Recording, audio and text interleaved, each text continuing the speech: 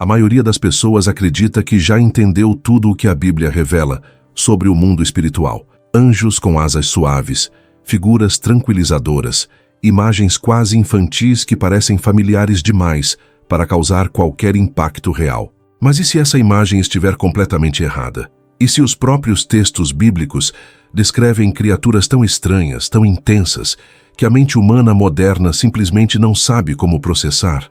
Hoje, você vai ver o que realmente está escrito, não o que te contaram. E talvez, depois disso, sua visão da realidade nunca mais seja a mesma. Quando lemos a Bíblia com atenção, percebemos algo inquietante. Os profetas não descrevem encontros confortáveis. Eles descrevem experiências que os deixam sem forças, prostrados, dominados por um temor profundo. Ezequiel, por exemplo, relata uma visão às margens do rio Quebar, que até hoje desafia qualquer explicação simples. Ele vê criaturas viventes com 4 faces: homem, leão, boi e águia. Cada uma dessas faces parece representar algo completo, como se reunissem diferentes aspectos da criação em um único ser. Seus corpos brilhavam como metal polido, refletindo uma luz intensa, que não parecia vir de nenhuma fonte comum. Era uma luz própria, constante, impossível de ignorar. Mas o que mais chama a atenção nessa visão não são apenas as criaturas, são as rodas. Rodas dentro de rodas, descritas como estruturas complexas, cheias de olhos por todos os lados. Elas se moviam em perfeita harmonia com os seres, sem girar como esperaríamos, sem se desviar, sem hesitação. Para onde o espírito ia, elas iam também. Não havia erro, não havia atraso. Era um movimento preciso, quase impossível de comparar com qualquer coisa que conhecemos hoje. Ezequiel não tenta explicar como aquilo funciona, ele apenas descreve. E sua descrição carrega o peso de alguém que viu algo que não consegue traduzir completamente. E isso não é um caso isolado. Séculos depois, o profeta Isaías tem uma visão que segue o mesmo padrão de intensidade. Ele vê o Senhor assentado em um trono elevado, e ao redor desse trono estão os serafins. Cada um possui 6 asas. Com 2 cobrem o rosto, com 2 cobrem os pés, e com 2 voam. Não é um detalhe aleatório. Cobrir o rosto diante da presença divina indica reverência absoluta. Cobrir os pés indica submissão. E voar indica prontidão para servir. E esses seres não param. Eles proclamam continuamente: Santo, Santo, Santo é o Senhor dos exércitos. Toda a terra está cheia da sua glória. Não há pausa, não há interrupção. É uma adoração constante. O ambiente reage a essa cena. As bases do templo tremem. O lugar se enche de fumaça. Não é apenas uma visão estática. É um ambiente vivo, carregado de presença. E Isaías, ao presenciar tudo isso, não se sente digno nem confortável. Ele se sente perdido. Ele reconhece sua própria limitação diante daquilo que está vendo. Essa reação é importante, porque mostra que o contato com o divino, nas Escrituras, não é algo leve. É algo que confronta, que expõe, que transforma.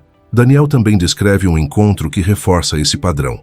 Ele vê um ser cujo corpo parecia berilo, o rosto como relâmpago, os olhos como tochas de fogo e a voz como o som de uma multidão. É uma descrição intensa, quase impossível de visualizar por completo. Os homens que estavam com ele não viram a visão, mas sentiram algo. Um medo profundo tomou conta deles e todos fugiram. Isso revela algo importante. O mundo espiritual não depende apenas da visão para se manifestar. Sua presença pode ser percebida de outras formas. Pode afetar o ambiente, pode afetar as pessoas, pode alterar completamente a atmosfera. Logo no início da Bíblia, após a expulsão do ser humano do Jardim do Éden, encontramos outro detalhe que muitas vezes passa despercebido. Querubins são colocados para guardar o caminho da árvore da vida, junto com uma espada flamejante, que se move em todas as direções.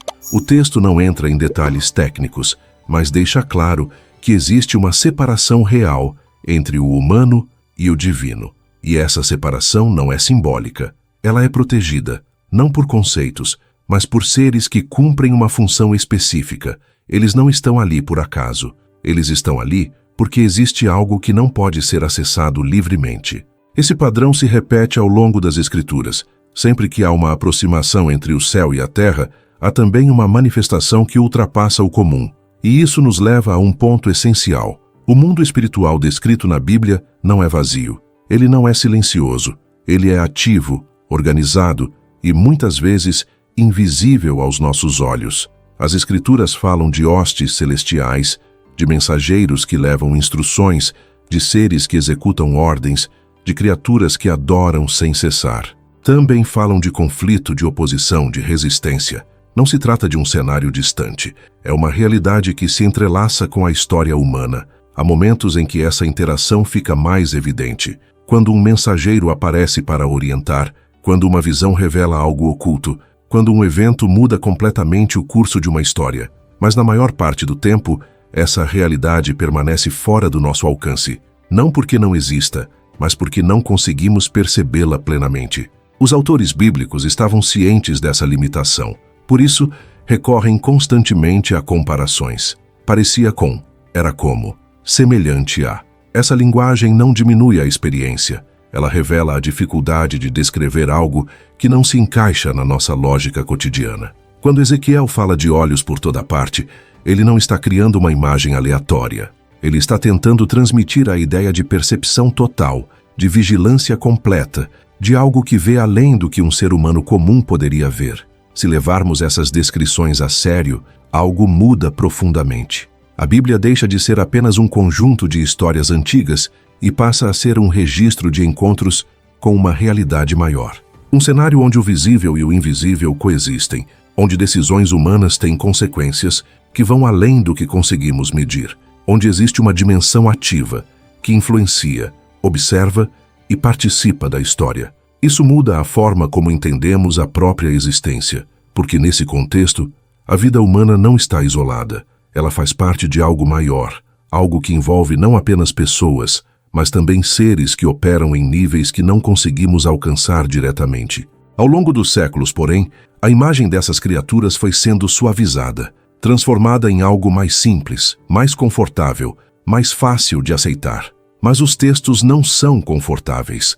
Eles são intensos, muitas vezes estranhos, e carregados de um peso que não pode ser ignorado. Existe uma tendência natural de reduzir o que é complexo, de simplificar o que é difícil de compreender. Mas, ao fazer isso, perdemos a profundidade do que está sendo revelado. Se essas descrições forem levadas a sério, então não estamos em um universo vazio. Estamos inseridos em uma criação muito mais ampla, onde existem seres com funções específicas, mensageiros que comunicam, guardiões que protegem, seres que adoram continuamente, executores que cumprem ordens, cada um com um papel definido dentro de uma ordem maior. E nós não estamos no centro de tudo. Essa talvez seja uma das ideias mais difíceis de aceitar, porque estamos acostumados a nos ver como protagonistas absolutos. Mas a Bíblia aponta para algo diferente. Ela mostra que fazemos parte de uma estrutura maior, onde o foco principal não é o ser humano, mas a manifestação de algo que o ultrapassa. E isso leva a uma pergunta inevitável. Se essas criaturas existem, se continuam ativas, se o mundo espiritual não está distante, mas apenas fora do alcance dos nossos sentidos, o que isso significa para nós? Será que estamos realmente sozinhos ou apenas incapazes de perceber aquilo que sempre esteve ao nosso redor? Talvez existam momentos em que essa barreira se torna mais fina, momentos em que algo muda na atmosfera, em que a percepção se altera, em que a realidade parece mais densa do que o normal. A Bíblia registra vários momentos assim, não como regra, mas como exceção, como vislumbres de algo maior. Isso não significa que devemos viver em medo constante, mas significa que devemos reconhecer que há mais do que aquilo que vemos, que a realidade não se limita ao que conseguimos medir, tocar ou explicar.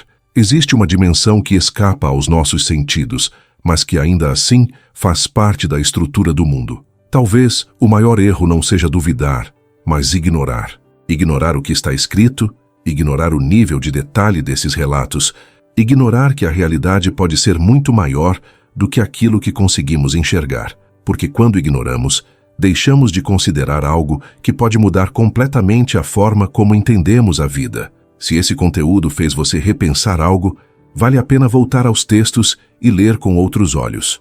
Não como histórias distantes, mas como relatos de algo que, de alguma forma, ainda se conecta com a nossa realidade. Observe os detalhes. Perceba as descrições. Note a reação dos profetas. Tudo isso aponta para algo que vai além da superfície. E agora fica a pergunta: isso muda a forma como você vê o mundo? Muda a forma como você entende o que está ao seu redor? Ou você ainda prefere acreditar que tudo se limita ao que pode ser explicado facilmente? Se você chegou até aqui, é porque essa pergunta ficou com você. Então compartilhe sua opinião. Quero saber o que você pensa, não apenas como ideia, mas como percepção. E se você quer continuar explorando esse tipo de conteúdo, acompanhando uma leitura mais profunda e cuidadosa das Escrituras, continue por aqui, porque o que você viu hoje não é o fim, é apenas o começo de algo muito maior.